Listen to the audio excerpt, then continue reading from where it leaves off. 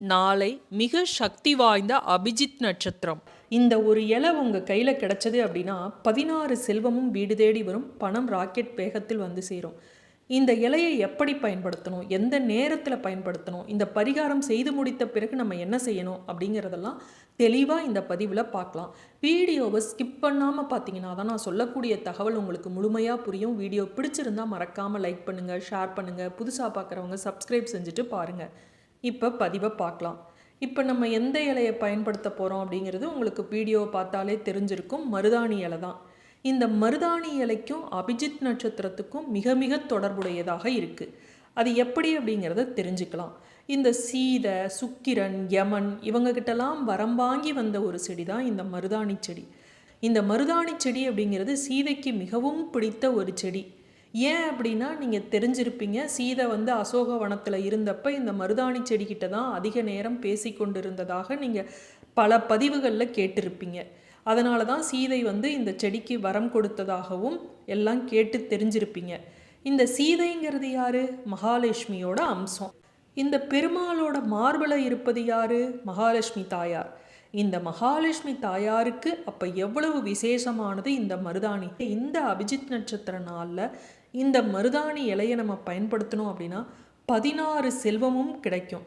அது மட்டும் இல்லை, அபிஜித் நட்சத்திர நேரத்தில் நம்ம எந்த வேண்டுதல் வச்சாலும் அந்த செயலானது வெற்றியில் முடியும் அப்படின்னு சொல்லுவாங்க, கேள்விப்பட்டிருப்பீங்க. அபிஜித் அப்படின்னாவே வெற்றி அப்படிங்கிறது தெரிஞ்சிருப்பீங்க. இப்போ இந்த நாளில் இந்த இலையை வைத்து நம்ம எப்படி இந்த பரிகாரத்தை செய்யணும் அப்படிங்கிறத தெரிஞ்சுக்கலாம். இந்த மருதாணி இலையை வைத்து செய்யக்கூடிய பரிகாரமானது கோவில்லையும் நடக்குது. இப்போ சென்னையில் பார்த்திங்கன்னா குரோம்பேட்டையில் கணபதிபுரத்தில் செங்கச்சேரி அம்மன் அப்படிங்கிற கோவில் இருக்குது. அங்கே பார்த்திங்கன்னா இந்த மருதாணி இலையை அம்மனோட கருவறையில் தட்டில் வச்சுருப்பாங்க. இதை திருமணமாகாத ஆண் பெண் யார் வேணாலும் இந்த பரிகாரத்தில் நம்ம கலந்துக்கலாம். அப்போ அவங்க என்ன பண்ணுறாங்க, இந்த மருதாணி இலையை அர்ச்சனை செஞ்சு அந்த மருதாணி இலையை தர்றாங்க.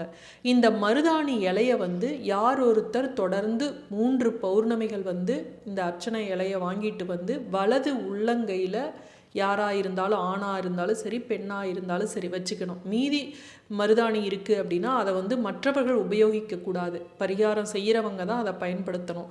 அப்படி செய்யும்போது நிச்சயமாக அவங்களுக்கு திருமண தடை இருந்தது அப்படின்னா விலகும் அப்படின்னு இந்த மருதாணி இலையை வைத்து கோவிலில் கூட பரிகாரங்கள் நடக்குது. அவ்வளவு சக்தி வாய்ந்த இலை தான் இந்த மருதாணி இலை.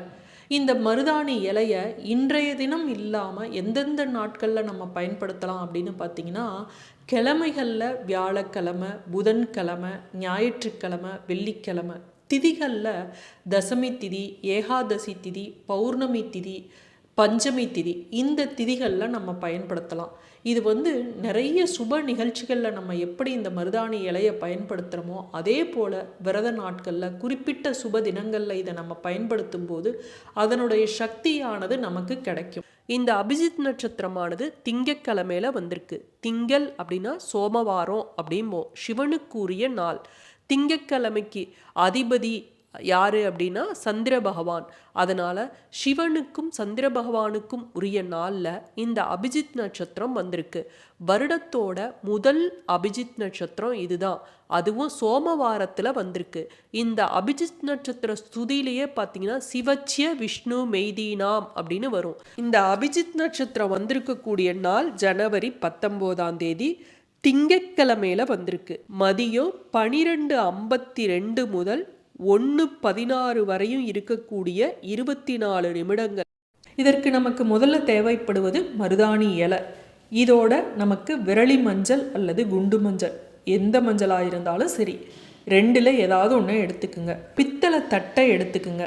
இந்த மருதாணி இலையை மொதல் நாளே நீங்கள் பறிச்சுட்டு வச்சாலும் சரி, அன்றைய தினம் பறித்தாலும் சரி, அதை ஒரு கைப்பிடி அளவு அந்த பித்தளை தட்டில் போட்டு நல்லா அப்படி பரப்பி வச்சுக்குங்க. அதுக்கு மேலே விரலி மஞ்சள் இருக்கு இல்லையா, அந்த விரலி மஞ்சளை நீங்கள் 3 எண்ணிக்கையில், 5 எண்ணிக்கையில், 7 எண்ணிக்கையில் இப்படி எடுத்துக்கலாம். அது உங்கள் இஷ்டம், நீங்கள் எத்தனை வேணாலும் எடுத்துக்கலாம். அதை அப்படியே சுற்றி ரவுண்டாக வச்சுக்குங்க. வச்சுட்டு நடுவில் அந்த மருதாணி இலைக்கு நடுவில் ஒரு 5 ரூபாய் காயினை வச்சுருங்க. 5 ரூபாய் காயின் அப்படிங்கிறது குபேரருக்குரிய எண்.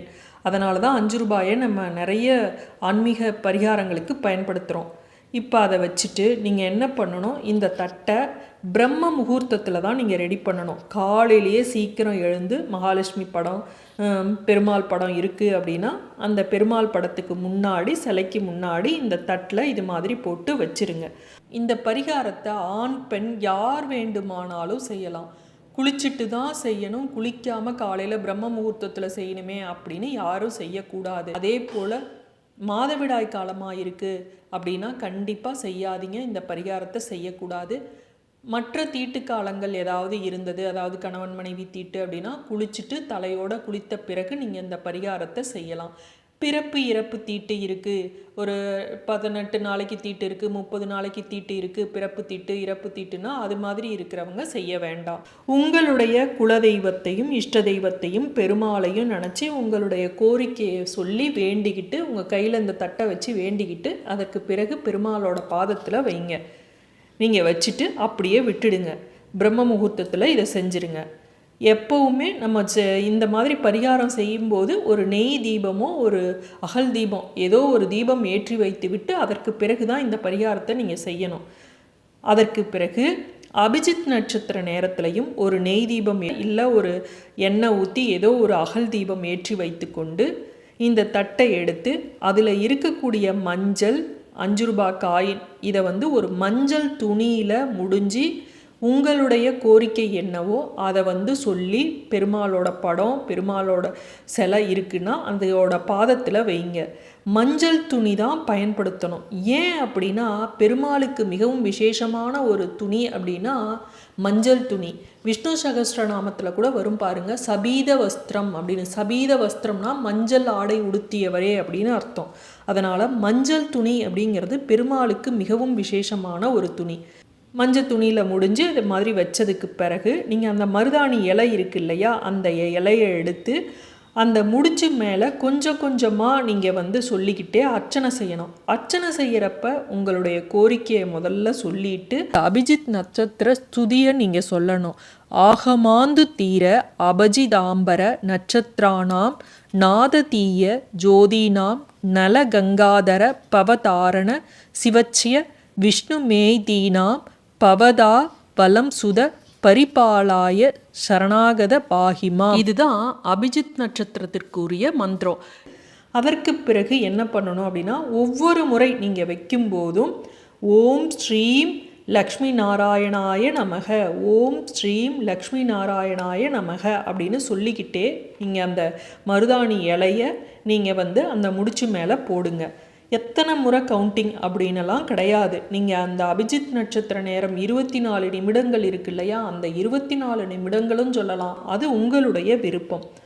அடுத்த நாளோ அல்லது ஈவினிங்கோ அந்த இலையை எடுத்து நீங்கள் அரைச்சி அதை மகாலட்சுமி தாயாரையும் பெருமாளையும் நினச்சிக்கிட்டு உங்கள் கையில் உங்களுடைய வேண்டுதலை சொல்லி நீங்கள் வச்சுக்குங்க.